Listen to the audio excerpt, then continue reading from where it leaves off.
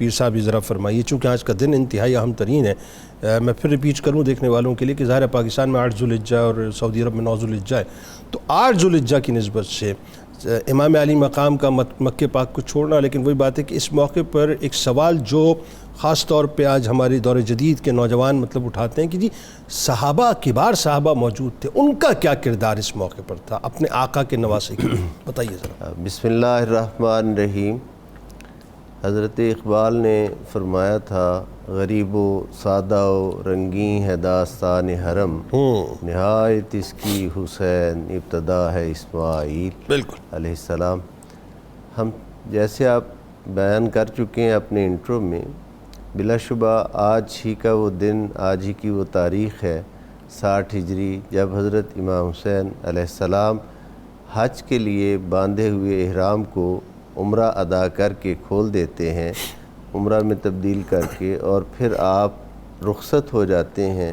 وجہ وہی ہے جس کی طرف پروفیسر صاحب نے اشارہ کیا کہ چونکہ لشکر یزید کی طرف سے کچھ ایسے کمانڈوز بھیجے گئے تھے، ایک جماعت بھیجی گئی تھی کہ طواف کے دوران یا رش کے موقع پر حضرت امام حسین علیہ السلام کو اجتماعی طور پر اس طرح شہید کر دیا جائے کہ پردہ رہ جائے کہ کس نے یہ کیا ہے. اب وہ حسین پاک جن کے سامنے مکہ مکرمہ کی حرمت بھی ہے، حضرت ابراہیم خلیل الرحمن علیہ السلام کی مانگی گئی دعائیں بھی ہیں، حضرت رسالت مآب صلی اللہ علیہ وآلہ وسلم کی بشارات بھی ہیں، اور حضرت جو ام سلمہ رضی اللہ تعالیٰ عنہ کے پاس وہ خاک بھی امانت ہے جو شہادت گاہ حضرت امام حسین علیہ السلام ہے. ایک چیز اس میں عرض کر کے پھر سوال کی طرف آتا ہوں کہ عام طور پر ذہنوں میں یہ سوال ابھرتا ہے کہ پوری دنیا اسلام سے تو لوگ کشاں بیت اللہ کی طرف آ رہے تھے، اور آپ بیت اللہ کو چھوڑ کر کیوں جا رہے تھے؟ یہ ایک بہت بڑا سوال ہے جو ذہنوں کو بے چین کرتا ہے. تو میں یہ عرض کرنا چاہوں گا کہ حج زندگی میں صاحب استطاعت پر ایک بار فرض ہے، اس کے بعد جتنے حج کیے جائیں گے وہ نفل حج ہوں گے. 25 حج باپیادہ حضرت امام حسن مجتبی علیہ السلام نے بھی اور حضور سید الشہداء امام حسین علیہ السلام ادا فرما چکے تھے. یعنی مدینہ طیبہ سے سواریاں ساتھ ہوتی لیکن پیدل چلتے ہوئے آتے، اور جب کوئی کہتا کہ سواریوں کے ہوتے ہوئے پیدل تو فرماتے ہم کس عظیم اور کریم بارگاہ میں جا رہے ہیں، شرم آتی ہے کہ سواریوں پر سوار ہو کر جائیں. یہ حج جو تھے، یعنی حج کرنا آپ پر فرض نہیں تھا، وہ ایک نفل تھا. اب یہ بنائے کعبہ اور بقائے کعبہ کا فلسفہ ہے جو سمجھنے کی ضرورت ہے کہ یہ حج تو قیامت تک کے لیے کچھ ہستیاں جو ہیں وہ اپنے زمانے کی عبادت گزار ہوتی ہیں، کچھ ہستیوں کے ذمے عبادت کے اسباب اور عبادت کی تیاری کا کام ہوتا ہے. آپ نے بیت اللہ کو بچانا تھا.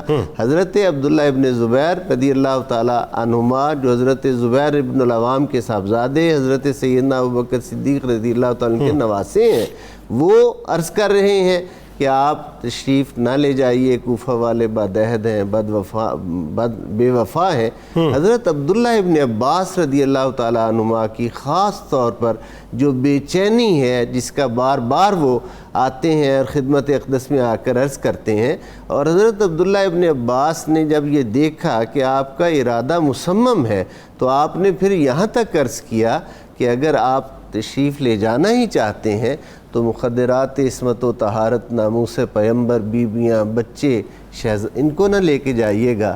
حضرت امام حسین علیہ السلام وہ بے مثل میر کارواں ہیں کہ جنہوں نے کربلا کے ایک ایک شہید کی فہرست ترتیب دی ہوئی تھی کہ کس کس کے لہو سے اسلام بچے گا. اس لیے جس کے لہو سے اسلام کی بقا، جس کا لہو اسلام کی بقا کا ضامن تھا، وہ سارے صغیر سن ہوں یعنی چھوٹی عمر کے ہوں، وہ خواہ چند دن کے حضرت شہزادہ علی اصغر ہوں، خواہ وہ شباب کامل کا مظہر حضرت شہزادہ علی اکبر اور حضرت امیر قاسم ہوں، سبھی ہستیاں وہ ساتھ تھیں جن کے خون کی بقائے اسلام کے لیے ضرورت تھی. آپ نے ایک بات فرمایا، حضرت عبداللہ ابن زبیر رضی اللہ تعالیٰ عنہ نے تو یہاں تک آفر کی کہ میں یہاں پر اپنی طاقت پوری مجتمع کر لیتا ہوں آپ کے حق میں، آپ یہاں رک جائیں، لیکن آپ نے منع فرما دیا. منع وہ اسی لیے کہ وہ چونکہ امن جو تھا مکہ مکرمہ مکرمہ کا آپ اس کو مقدم سمجھتے تھے. دوسری جو بات میں عرض کر چکا ہوں کہ چونکہ منزل شہادت کچھ اور تھی, جی. منزل کوفہ نہیں تھی. بالکل ایسے. کوفہ کے خط عالمی اسباب ہے, وہ ایک سبب بن رہا جی. تھا اہل کوفہ کے خطوط کا نا. منزل کربلا تھی, بالکل ایسے, کیونکہ بشارت اس کی تھی. بالکل ایسے. اچھا, دو شخصیات کا ذکر لازمی ہے لیکن چونکہ وقت کم ہے. ایک تو حضرت عبداللہ ابن جعفر رضی اللہ تعالیٰ عنہ, اور ساتھ ساتھ جو ہے محمد بن حنفیہ رضی اللہ تعالیٰ عنہ. حضرت عبداللہ ابن جعفر طیار جو ہیں, ان کا دوہرا رشتہ ہے, چچا زاد بھی ہیں, کزن بھی ہیں, اور سیدہ زینب سلام اللہ علیہ کے شوہر نامدار بھی ہیں. مکہ مکرمہ سے کچھ فاصلے پر کچھ منزلیں طے کر لیں, سفر شروع ہو چکا ہے کہ انہوں نے اپنے 2 شہزادگان حضرت عون اور حضرت محمد کو خط دے کر بھیجا اور کہا کہ یہ میں آپ واپس تشریف لائیں, میں مکہ کے گورنر سے امان نامہ جو ہے وہ لیتا ہوں آپ کے لیے, آپ مکہ میں پرسکون رہیں.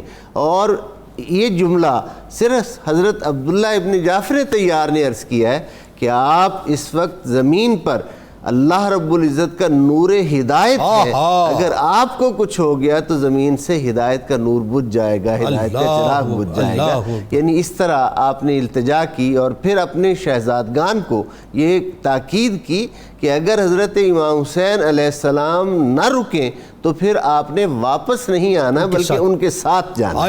حضرت سیدہ زینب سلام اللہ علیہ پہلے ہی آپ کی اجازت سے شریک سفر تھی.